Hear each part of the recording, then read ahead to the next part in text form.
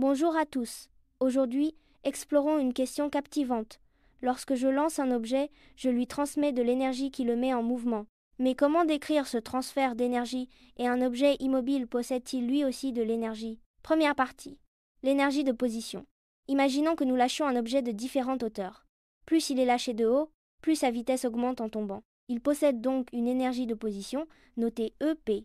Cette énergie s'explique par la gravité, cette force que nous connaissons déjà, exercée par la Terre sur tout objet massif. Deuxième partie, l'énergie de mouvement. Lorsque l'objet tombe, il perd de l'énergie de position, mais gagne une énergie cinétique, notée E, C, due à son mouvement. Cette énergie dépend de sa masse m et de sa vitesse v, avec EC exprimé en joules, J, m en kilogrammes et v en mètres par seconde. Troisième partie, énergie mécanique et conversion d'énergie. Pendant la chute, l'énergie de position diminue tandis que l'énergie cinétique augmente.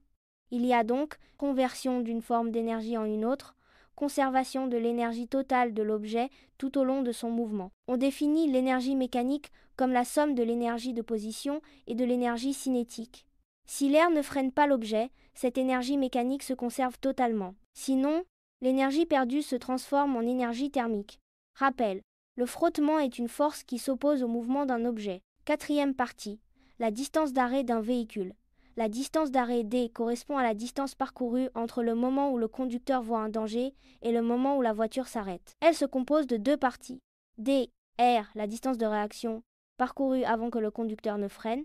DF, la distance de freinage parcourue une fois que le conducteur freine. Attention, DF est proportionnel au carré de la vitesse initiale du véhicule. Alors, si certains points restent flous, posez vos questions en commentaire. Et surtout, abonnez-vous pour ne rien manquer de vos révisions du brevet.